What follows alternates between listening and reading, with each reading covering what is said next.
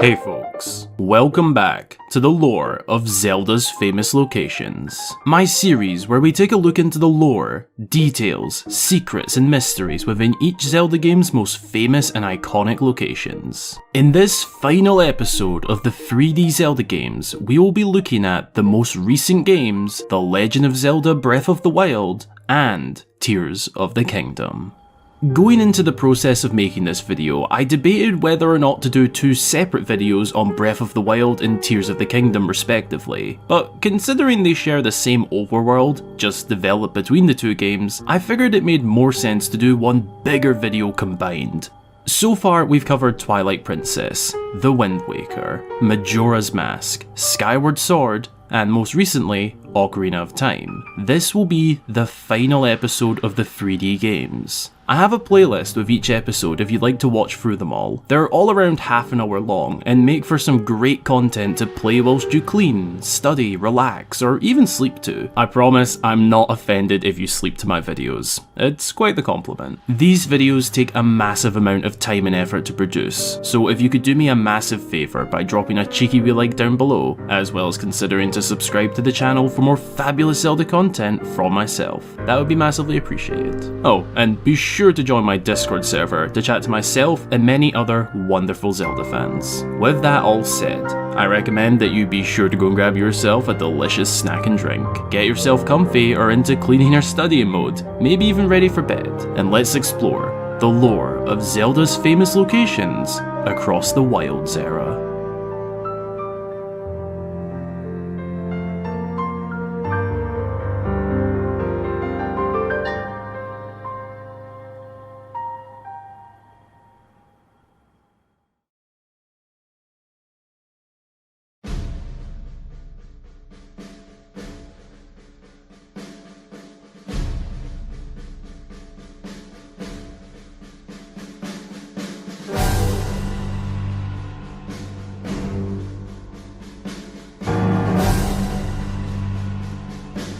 Let's begin this adventure through Hyrule's lore by starting at the mighty beating heart of the kingdom, Hyrule Castle. This is the largest, most expansive and explorable castle in the entire series. In the open world setting of the Wilds era games, we can almost fully explore the castle, minus areas cut off by rubble and debris. As this video will be looking at the two different eras of this kingdom, the one shown in Breath of the Wild and then its sequel Tears of the Kingdom, we'll look at the locations in chronological order. The castle we first discovered in Breath of the Wild was magnificent. Despite being in ruin, it was the landmark of the kingdom, surrounded by four large Sheikah columns. The presence of Calamity Ganon regained strength, and the entire area crawling with guardians of all kinds.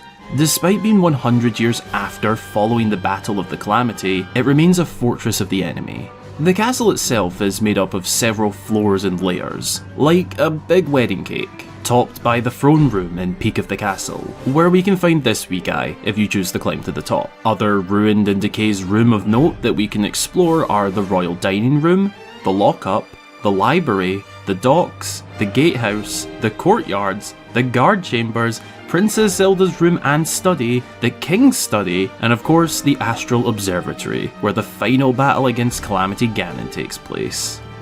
It's a stunning work of art, and it's truly criminal that we never get to explore this location in its prime. Not in Breath of the Wild, not in the Age of Calamity spin-off, nor in Tears of the Kingdom. We're limited to very few clips through memories and cutscenes that show us parts of the castle, but there are rooms we know exist but never see, such as the Great Hall. Unfortunately, that's blocked off due to the rubble when we play. It's a proper medieval-inspired castle. The fancy banners, the weapons on the wall, the overall look of the place, it's just so beautiful and it's so amazing that we can even explore this much. In other games, we barely get to explore the insides, with exception to Twilight Princess, where the castle serves as the game's final dungeon. Now, throughout the course of the story, we don't need to visit the castle until the very end. You can of course go straight to face Ganon by climbing up to the Sanction by the throne room and facing the Great Evil, but otherwise, the only reason to really visit the castle before the final battle is to collect the Hylian shield, which can be found exclusively down in the prison levels, guarded by a massive Stalnox. When Link does come face to face with Calamity Ganon at the end of the game, if the story is done fully, there will be 4 laser beams blasting at the castle from the 4 divine beasts. This aids Link in battle by skipping out a battle against the 4 Blight Ganons that are otherwise battles within the 4 divine beasts. Ganon's cocoon bursts and drops all the way from the top of the castle to the observatory deep below the castle. Link battles the Great Evil down here and succeeds in slaying this monster. However, the battle isn't over. Following this, the final showdown goes into a second phase in Hyrule Field. Link comes face to face with Dark Beast Ganon, a giant hog, pig-like monster, the personality and evil desires of Ganon incarnated into this form. With the help of Princess Zelda, the hero seals away the darkness and saves the Kingdom of Hyrule. That's the present lore that we play through, but what about the history of the castle? Let's take it back to the very beginning. This lore now comes from Tears of the Kingdom, long before the castle was ever built. In the time which Hyrule was ruled by King Rauru of the Zonai and his Hylian wife Queen Sonia of Hyrule, the castle of this time was situated on the Great Plateau, but the castle as we know it would soon be built over Hyrule Field. During Ganondorf's assault on the kingdom in ancient times, as the King of Evil looked to be taking over the land bit by bit, King Rauru and the ancient champions, alongside Princess Zelda, went to face Ganondorf deep below Hyrule, in a location that would become known as the Imprisoning Chamber. This is where King Rauru sealed Ganondorf, deep below the surface. Far above on the surface is where Hyrule Castle as we know it would be built. Its purpose was actually to cover up these sealing grounds and protect the kingdom from this dark secret. We learn this through a stone tablet found in the secret passageways beneath between Lookout Landing and Hyrule Castle. It explains that the castle was erected to protect the secret, which in modern times has now risen to become a problem. Ganondorf rises up from the seal and pushes the castle into the sky, releasing his powerful gloom and beginning the upheaval. Now, taking things back to the Breath of the Wild told lore, 100 years before the game takes place, before Calamity Ganon returned, another great evil sealed deep below the castle. Life here was at its peak. The kingdom was highly populated.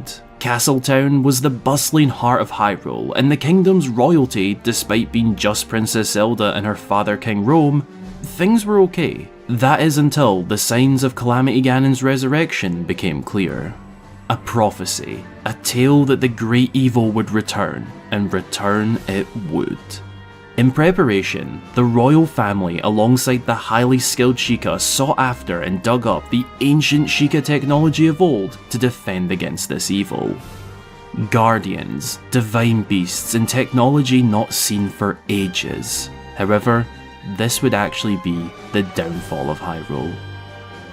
In a plot twist, when Ganon did return and seek havoc across Hyrule, the evil being managed to plague and take control of this technology, turning the Guardian tanks against the kingdom, taking control of the divine beasts, and ultimately destroying the castle and majority of the kingdom. In the dying embers of this battle, Princess Zelda went to the peak of Hyrule Castle to face Calamity Ganon and sacrifice everything in order to hold back the evil and bring the chaos to a standstill. 100 years pass, and this is where Link begins his adventure.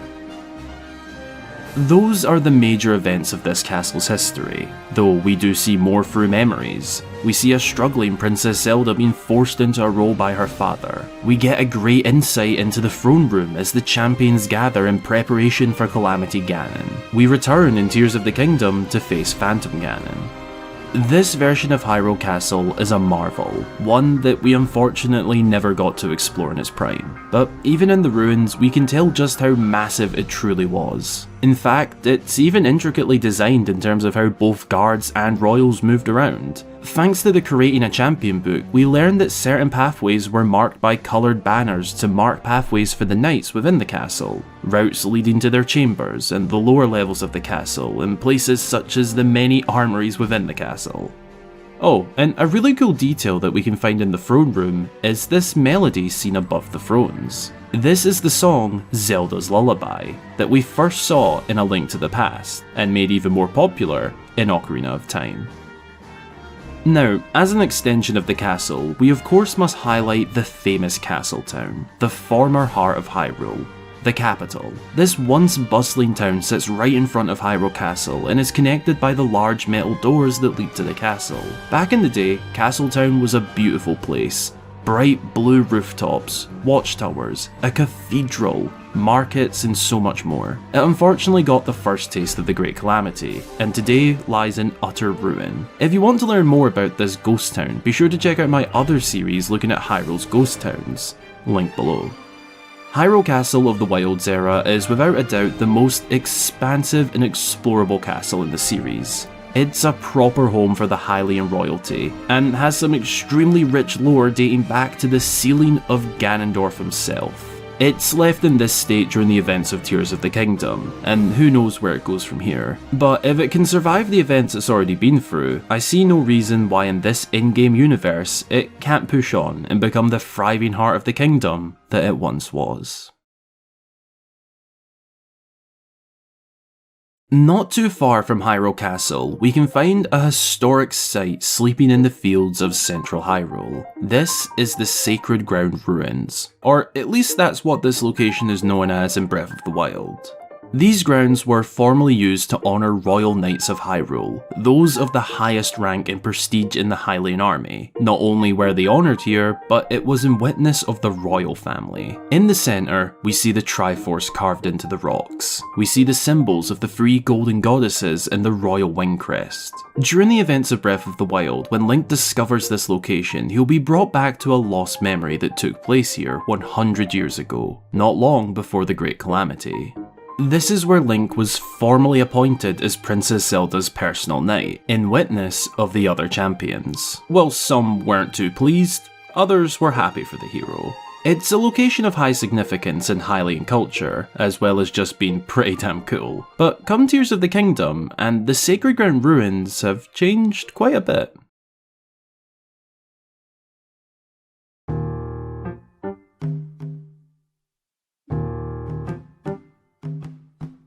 When Link reaches the surface of Hyrule after traversing the Great Sky Islands, he's directed to head for the Lookout Landing, a brand new settlement which we had never heard of. Little would we know, it's actually built right over the Sacred Ground Ruins. It's said that this settlement was created when the chasms opened up as part of the upheaval, which seems quite a quick build-up, but the chances are there were already tents and a lighter setup here, as before Link and Zelda even went missing, in time with the upheaval occurring, there was already gloom seeping onto the surface and strange occurrences taking place, so investigation would have already been underway. The landing is a fort sort of settlement. A large perimeter fence has been built around the sacred grounds, and a wee settlement is formed on the inside. It's also the new home of Pura's research. She has this whole setup inside, as well as her massive telescope, not to mention the other researchers working in the Lookout Landing. As cool as all of this is, it gets even cooler. It turns out that beneath the sacred grounds is an emergency shelter, accessed by a ladder right here in the centre. In here we can find cooking pots, weapons and armour, maps and people living down here. It's a small little room, but absolutely fascinating to know that even back in Breath of the Wild, in terms of the in-game lore, there was a wee bunker down here. If you speak to Monty, who guards the bottom of the ladder, he'll tell Link that this place was originally used by the royal family in times of need. It's quite old, but they've been fixing it up as they go, using it for supplies and a wee cosy space to rest in. The emergency shelter is actually one of my personal favourite locations in Tears of the Kingdom. I just love the vibe down here. It's perfectly tucked away beneath the surface, and even more fascinating, there are secret tunnels that link to Hyrule Castle itself. They can be a bit of a pain to navigate the first time around, but they aren't too bad, and they lead us to an insanely massive piece of lore regarding the castle. If you follow the tunnels from the shelter to castle, once you reach the staircase that will bring you up to the castle, there is a stone tablet that tells the tale of why Hyrule Castle was originally built. As we went over earlier, it was originally in order to seal over the dark secret of Ganondorf. The Lookout Landing is a multicultural settlement, teeming with Zonai Ruins to research, a perfect view to monitor the castle and the mysterious gloom rising from its depths, a lovely shop, miniature stable, and a historic site slap bang in the middle of it. Oh, and of course it has one of the brand new Sheikah Skyview towers. Pretty cool, right? Whilst this may have started as a potentially temporary settlement, I think that in the in-game world, Lookout Landing will be here for many years to come. Now for an all-time classic Zelda location. Found in the West Necluda region is Kakariko Village. This is a reoccurring location that we've covered in multiple episodes of this series already. From Twilight Princess and Ocarina of Time, to its potential remains in the Wind Waker, Kakariko Village is a settlement of Sheikah origins. Throughout the history of the Zelda series, this location has appeared time and time again, sometimes more on the Hylian influence side, others more on the Sheikah. When we first discovered this version in Breath of the Wild, it's a truly breathtaking secluded village within the pillars of Leva. Levia? I don't know. We're gonna say Leva, which actually aided in keeping this place protected during the Great Calamity. Kakariko managed to come out untouched, despite being so close to central Hyrule. Its hill-hidden and secluded location granted it natural protection. In this game, the village design takes inspiration from Japanese time periods, such as the Asuka and Jomon periods. I apologise if I butchered either of those pronunciations. It's the home of the village elder, Impa, and her granddaughter, Paya. They both live in the head house of the village, which is backdropped by this stunning waterfall and waterfill beneath with beautiful fish. We'll explore Impa's home in detail in a moment, but first let's walk around the village. The village is nothing short of a beautifully crafted home. We find wooden bridges across wee streams, compact fencing for farming, a cute watermill, and the people here are wonderful. Despite the Kingdom of Hyrule being a primarily Hylian land, the Sheikah keep their culture and traditions strong in this age. Whereas in past games we've seen Kakariko become a much more Hylian influenced location, which is something I really love about them in this game. There are several cool parts of the village, such as the beautifully set up goddess statue, the hill walk up to the great ferry above the village, but also more somber places like the small graveyard just outside, which in itself has stories to tell.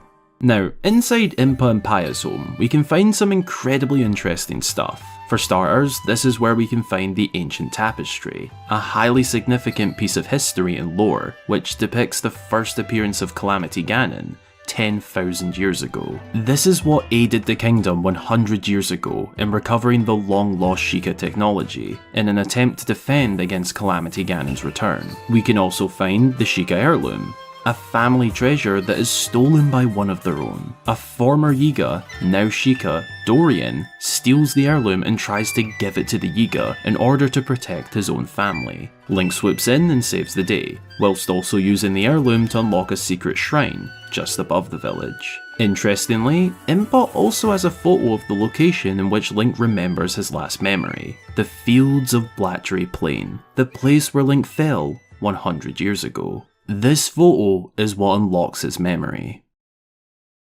Come Tears of the Kingdom, and the village is quite different. It's the same as Breath of the Wild, but with a lot more added on. The upheaval caused ruins to fall from the sky, chasms to rip open, and create a new fascination with the Zonai. Kakariko Village becomes a hub for this. A large ruin has fallen atop the village, known as the Ring Ruins. The hills surrounding the village are covered in wooden scaffolding to traverse all the new Zonai Sky ruins. In fact, Princess Zelda herself appears to warn the people of the village not to enter them. Only that wasn't actually Zelda.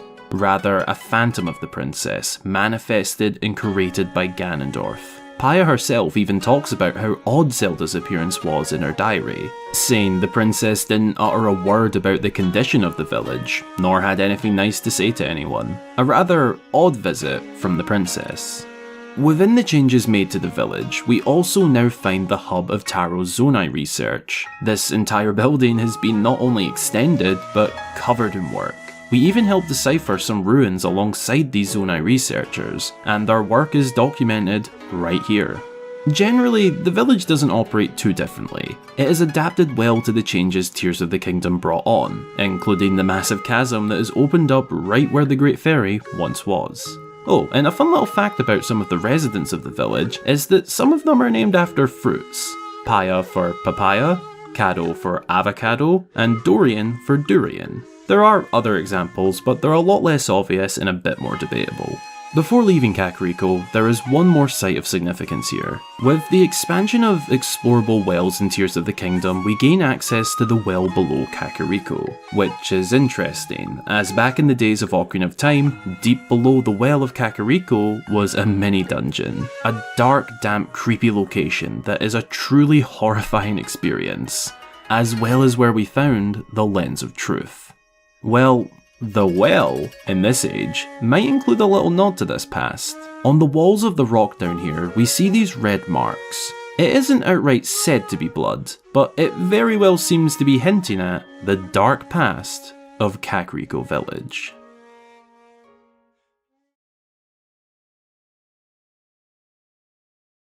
Found not far from our last location, Kakariko Village, we can find a true landmark of Hyrule. The Duelling Peaks mountain.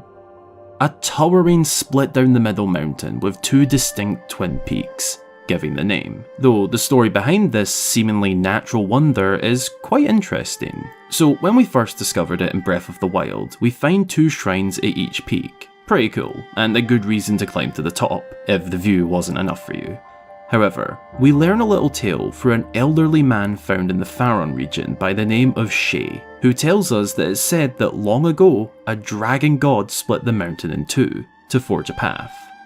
Now, it isn't said why this path must have been made, but I have a wee theory of my own. There are issues with my idea in terms of timelines, timeframes, and all of that chaos. But hear me out. So in Tears of the Kingdom, we learn that Princess Zelda becomes the Light Dragon. This happens in ancient Hyrule, before the peak was split into two, as we can see in this memory of Princess Zelda when she was in the ancient past. I believe that because she knew Link would need to take that path one day, she opened it up. Now, funny enough, in Breath of the Wild, Link is directed to take the path through the Dueling Peaks. Coincidence? I think maybe. I'm not too sure. It's a fun idea, but it's near impossible to prove. Either way, the Dueling Peaks are a landmark of Hyrule, and an instantly recognisable location in the Kingdom of Hyrule that pretty much anyone across the land has probably seen. Oh, and down in the depths, there's also a point where you can ascend right from the bottom all the way to the top. I thought my game was broken the first time I did this because it took a little while. My god, what a view.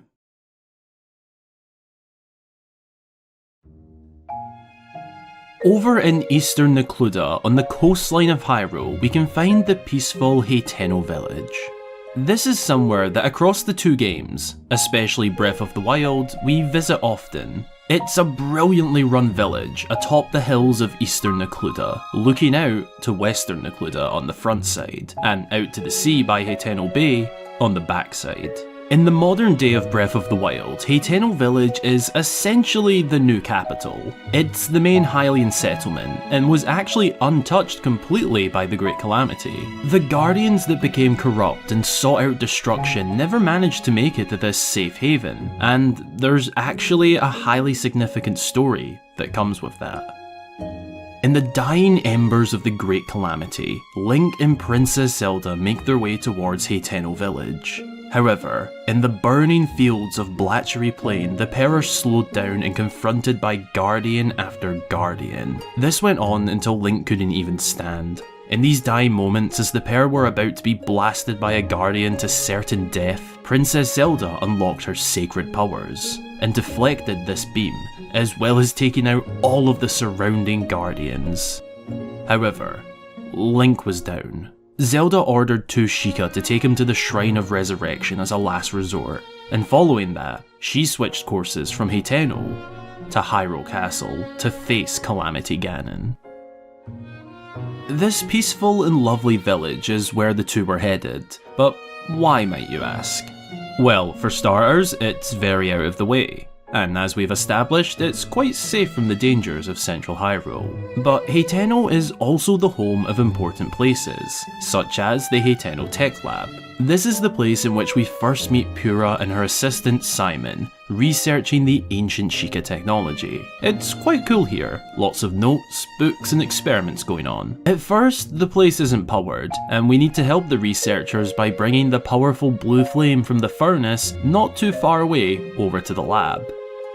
A really fun little detail you can notice is these lines on the floor, marking what's Pura's and what's Simon's, as they contrast each other. Simon is a very neat and tidy researcher. Pura is a chaotic but efficient researcher. Throughout the course of Breath of the Wild, we work alongside her to restore and refine the Sheikah Slate's ruin abilities, so we visit this place fairly often. Another cool little detail is this Divine Beast looking model hanging from the ceiling. We're not too sure what exactly it is, but it's commonly theorized to have been a concept for a Divine Beast, perhaps in place of Varuta or a fifth Divine Beast in the base game. It's a fascinating lab, and even has this giant telescope pointed at Satori Mountain, perhaps a location that they are researching.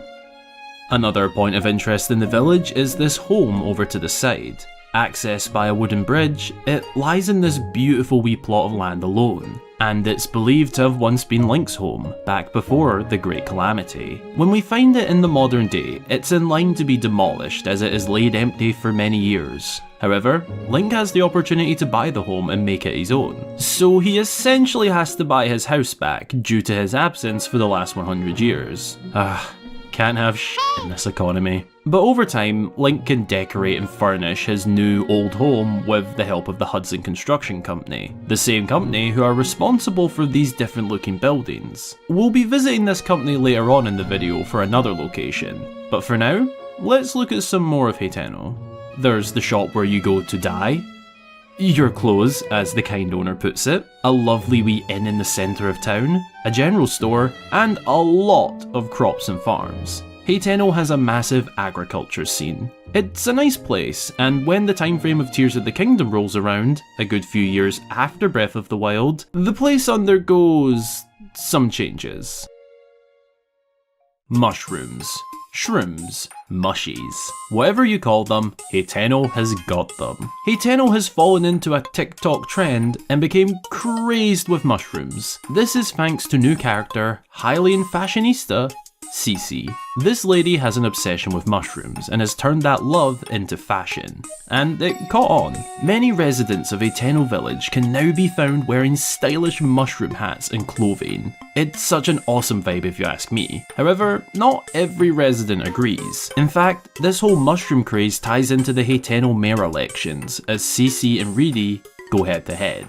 Link manages to help them work together in the end, but it's quite the side quest and a cool insight to Hylian politics. The influence of the mushrooms changes the appearance of the village by decorating every nook and cranny with bright, vibrant mushrooms. This fashion craze can even be seen across the kingdom far and wide. You'll encounter people travelling who wear this new trendy look all the time. It all started here in Hateno Village.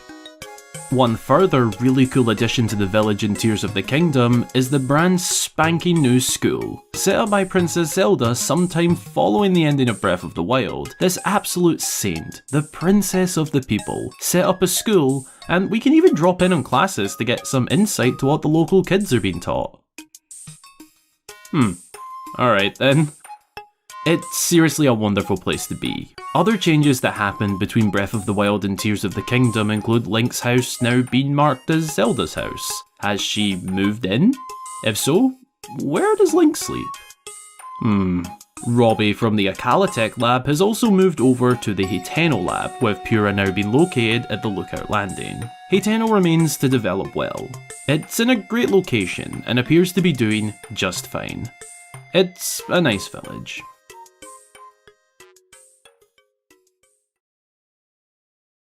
Speaking of nice villages, let's take a move to the southern coastline of Hyrule and take a wander into Lurelin Village. Yet another untouched settlement from the Great Calamity. When we first discover Lurelin Village, it is best described as a seaside paradise. It's very different here. The culture, while still Hylian, is different from the rest. It's a lot more relaxed. The people of Lurelin have lived a very secluded life, with most of them only really knowing the southern shores. The settlement is primarily a fishing village, as well as a little bit of agriculture. You'll find loads of boats, spears and equipment. It's a shame we don't get to go out sailing in the game on one of these. It would be so much fun. The village itself doesn't contain many major points in the story, but there are some mysteries and lore to highlight. Firstly, the potential Zonai connections. It had been theorized by some that the people of Lurelin may be descendants of the Zonai. This was before we got a look at the actual Zonai in the next game, of course. But the reason for this was the swirl we see across the village. It's quite similar to that of the Zonai swirl, not necessarily one for one, but pretty close, and there's also just no way to prove that this means they are one of the same. Perhaps with the people of Lurelin living so close to the Zonai Ruins of Faron, they adopted this swirl and made their own version of it. There's another Zonai relic just beside the village too, a Mirror of Twilight lookalike at the Palmeri Ruins, which is part of a shrine puzzle. It's never really explained what this is, but it's clearly referencing the Mirror of Twilight. This small settlement has a general store, inn, and the usual stuff you'd expect, but it also has a gambling building. They really are living life out here unscathed by the Great Calamity. However, this luck would unfortunately change come Tears of the Kingdom. In the sequel, if you go down to Lurelin Village for another relaxing getaway from the main story, you will unfortunately be disappointed, and honestly quite shocked, as Lurelin Village has been destroyed, torn to pieces by nasty pirate invaders, with their ship docked right in the bay. This was the perfect opportunity for Nintendo to introduce a new monster type, but instead these pirates are actually just the regular bokoblins and boss bokoblins found across Hyrule. Alas, Link must venture in and slay them all, making Lurelin safe to step foot in. Following this, we can actually take part in repairing the village by gathering resources and using our new hand abilities to help fix the place up. Lurelin is a peaceful, relaxing village. It's also right beside Tough Mountain, where we can find the Lover's Pond, the place where individuals go hoping to meet their future partner. These palm trees and boat-shaped homes are iconic, as are the people of Lurelin and their unique culture and lifestyle compared to the rest of the kingdom. Not far from Lurelin are those mysterious Zonai Ruins I briefly mentioned. If you don't know what these are or why they are mysterious, then you must have missed out on the Zonai craze of the Breath of the Wild YouTube era. Long before Tears of the Kingdom released and completely changed our view on who the Zonai were, the theories and speculations regarding them were fascinating. At this point, all we knew about them was that these ruins, along with a few others across the kingdom, were of Zonai origin. They were said to have been a potentially barbaric tribe, but we didn't really know much. These ruins being the main ones, presumed to be their home. They were described as a mysterious ancient tribe, magic wielders, worshippers of owls, dragons and boars. Three animals that symbolise the Triforce of wisdom, courage and power. We also found the barbaric armour, which was believed to belong to the Zonai. What we thought we knew at this time was quite different from how things turned out, and personally, I loved that. I love that this was a complete twist from what we expected. In Breath of the Wild, the Zonai Ruins were primarily explored to find the Spring of Courage, located within the jaws of the giant serpent statue, but otherwise there wasn't much more about them, other than old ruins to look at and ponder on. But once Tears of the Kingdom came out, everything changed. The Zonai were revealed through King Rauru to be not quite what we thought. He isn't exactly barbaric. We found out that the Zonai might have had different phases of life, as the life Rauru tells us about, as well as his sister Minoru, is one of advanced technology and prosperity. We don't get to see the Zonai in their prime, but we do get to see their work. All we actually see with our eyes is Rauru and Minoru through Zelda's memories, but the ruins found in Faron have changed a little bit in Tears of the Kingdom. They become part of the questline to venture up to the Dragonhead Isles, in order to explore the Construct Factory, and eventually the Spirit Temple, where we collect the final secret stone off of Minoru. This expansion allows us to enter the ruins through small rooms, nothing massively groundbreaking to be honest, but pretty cool regardless. There's also these large horns near atop the statues, which play a role in calming the storm high above.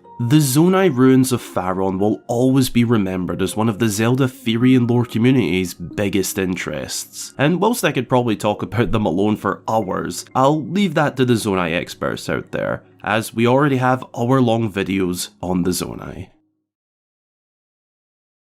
Continuing from the Zonai Ruins of Faron, let's look at the other highly significant Zonai Ruins of Hyrule.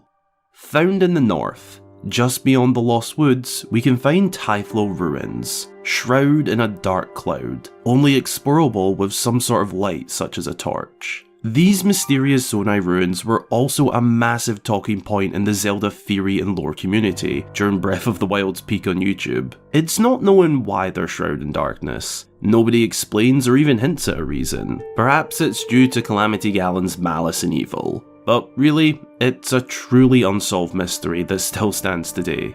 Inside we find a Sheikah shrine, as well as a Hinox hiding in the darkness. Typhlo was arguably an even more complex mystery of the Zonai at this time, but man, did Tears of the Kingdom give us answers in a way that nobody probably expected.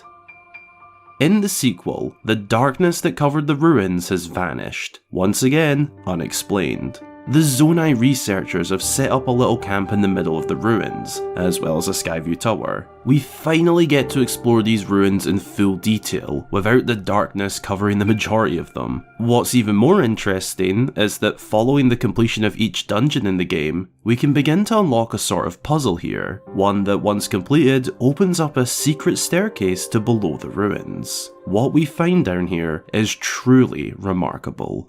There is a stone tablet here that tells us that Typhlo Ruins was actually not the work of the Zonai, despite appearing as the same architecture style as seen in Faron. Rather, it was built by the Hylians. This broke what we knew about Zonai architecture entirely, as these ruins are the exact same style as those found in Faron, so either the Hylians replicated them, or they're both Hylian made. I personally believe the former, and that the Hylians just replicated the work of the Zonai, but we don't know for sure. It's all quite different from the Zonai architecture seen with Rauru and Minoru. Perhaps this was a much more primitive time frame of the Zonai, and that stood the test of time. The stone tablet tells us that Typhlo Ruins was built in honour of King Rauru, for the sacrifice he made in sealing Ganondorf, keeping the kingdom safe for years and years to come. What we thought we knew was completely flipped upside down by this information, and whilst that didn't sit well with some fans, like I said earlier, I personally love these unexpected 180s with the lore. Typhlo Ruins are certainly one of the most interesting and lore significant locations in the Kingdom of Hyrule,